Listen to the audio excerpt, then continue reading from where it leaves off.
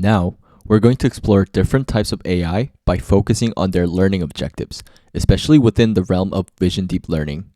There are 4 categories: classification, segmentation, detection, and generation. When dealing with video tasks, AI can be categorized into 4 primary types based on what the learning aims to achieve. First, let's talk about classification. Classification in AI involves classifying the input into categories that correspond to the desired output. Essentially, the AI system is trained to recognize and categorize data based on samples it has learned from. Here's how it works with videos. Let's say we have a video or image as an input. The goal of the AI model is to analyze this video and use what it has learned from previous samples to classify it into specific categories. For example, in medical imaging, you might provide the AI with image samples labeled with various diseases such as pneumonia, tuberculosis, COVID, or even categorize them as normal. In this scenario, if a new image is presented to the model, it will use the relationships it has learned to classify this set as new input. Second is segmentation. Segmentation in AI involves extracting specific areas from the input and representing these areas as masks in the output. This process is about identifying and isolating distinct regions within an image or video that meet certain criteria. Continuing with our medical application example, consider an image of a brain. The goal of segmentation here is to accurately label different segments, such as areas showing tumors or hemorrhages. By training the model on a dataset where these conditions are clearly marked, it learns to recognize and delineate these areas. When presented with a new brain image, the model can then apply what it has learned to segment these specific health conditions effectively. This segmentation process is a form of supervised learning because the model is trained on a dataset where the desired segments, like tumors or hemorrhages, are identified and labeled, providing clear examples for the AI to learn from and apply to new unseen images. Similarly, in the realm of autonomous driving, segmentation plays a crucial role. The AI uses segmentation to detect and outline cars within the visual input from the vehicle's cameras.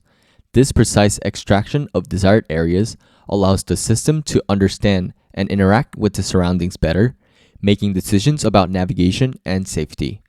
This process is also a supervised learning task. The model is trained on thousands of annotated images where cars and other relevant objects are marked and labeled. By learning from these detailed examples, the AI system becomes adept at identifying and segmenting cars from real-time camera feed, crucial for dynamic and safe driving decisions. Third is detection. So detection can be a little confusing with segmentation. Detection is about capturing specific areas in the input and outputting their locations. You might wonder how this differs from segmentation. While both detection and segmentation involve identifying specific areas within a video or image, there's a key difference in their outputs. In segmentation, the goal is to delineate the exact morphology or shape of an area, such as outlining the entire area of a tumor. In contrast, detection focuses on identifying the precise location of these areas, typically by outputting the coordinates of bounding boxes that enclose them. For instance, in the case of a lung scan, early detection of tumors is crucial. The detection algorithm doesn't outline the shape of the tumor. Instead, it provides the coordinates of where the tumor is located within the scan. This is often represented by a rectangular bounding box that encloses the tumor, making it easier for medical professionals to quickly locate and assess the potential threat. Now, what if the image is 3D, such as a CT scan?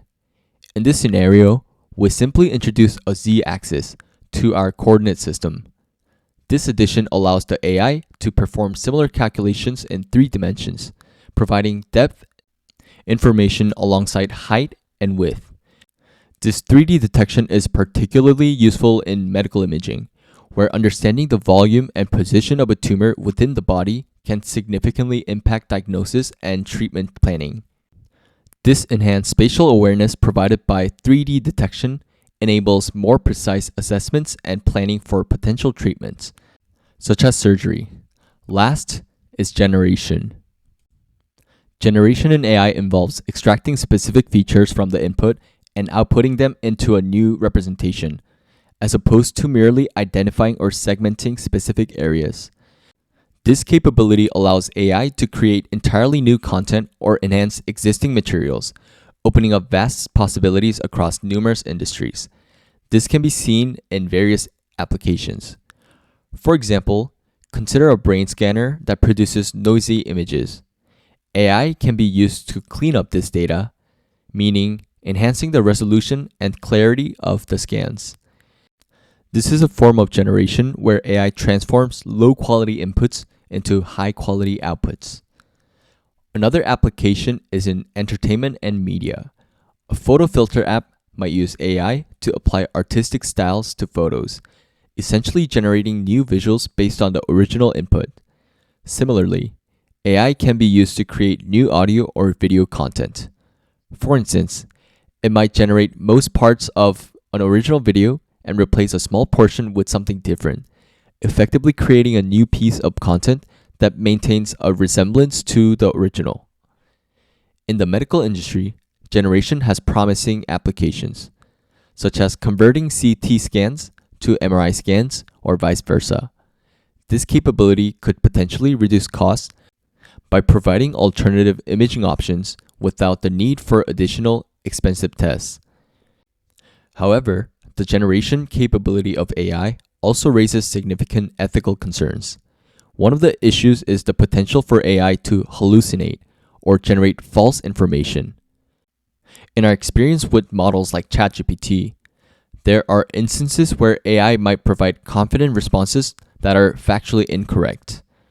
This can be problematic, especially in high-stakes fields like medicine or law, where misinformation can have serious consequences.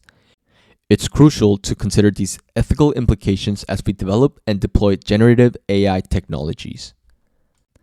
Past ethical issues in AI, such as the misuse of facial recognition technology or the creation of deepfakes, highlight the potential for harm.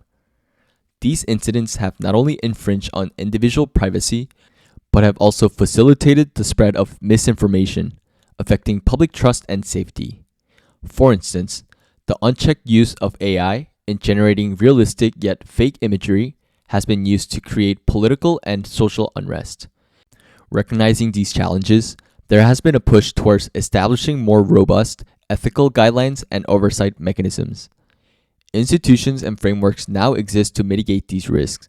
Organizations like the AI Now Institute, the Future of Life Institute, and various governmental and international bodies are actively working to develop standards and regulations that guide ethical AI research and usage. An example is European Union's AI Act. So, to recap, AI algorithms can be categorized by learning methods into three main groups: supervised, unsupervised, and reinforcement learning. When it comes to vision deep learning, which is pivotal in interpreting and interacting with visual data, we can classify these algorithms by their learning objectives: classification, segmentation, and generation. Let's explore how these algorithms are employed in a practical setting with a real-life example. Vehicle number recognition. This technology has been in use for some time now. For instance, when a car enters a parking lot, the system can determine whether the car belongs there by recognizing its car plate.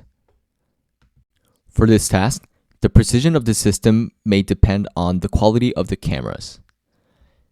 In this application, the algorithms work in tandem, each serving a specific function based on the task at hand. So, initially, detection algorithms locate the car within the image. Though one could potentially use segmentation here to isolate the car, typically, detection suffices for this initial step. Once the car is located, the focus shifts to the car plate. Here, segmentation comes into play to precisely isolate the car plate. If we were to use segmentation here, it would allow us to extract more detailed information about the car's shape and size, which could be useful for applications requiring a deeper understanding of the vehicle structure. Once the car is located, the focus shifts to the car plate. Here, segmentation comes into play to precisely locate the car plate from the rest of the image. Following this, another round of detection identifies the individual characters on the plate. So first, we detect the car from the image, then we segment the car plate from the image, and then we run detection again to detect individual characters. So after detecting the characters, classification algorithms are then used to interpret these characters, determining which numbers and letters they correspond to. One might wonder, why not detect and classify all elements in one go? The answer lies in the efficiency of labeling. By separating these tasks, we reduce the complexity of the labels needed.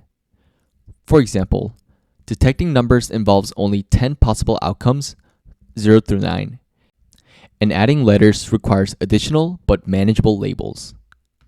However, if we were to detect and classify all elements as a whole, combining numbers, letters, and other distinguishing features into a single step. However, if we were to detect and classify all elements as a whole, combining numbers, letters, and other distinguishing features into a single step, the labeling process becomes increasingly more significant. This approach would require the model to simultaneously learn diverse features and their potential combinations, which could lead to higher error rates and longer training times. Moreover, managing such a dataset with highly varied and multifaceted labels could be cumbersome and less efficient.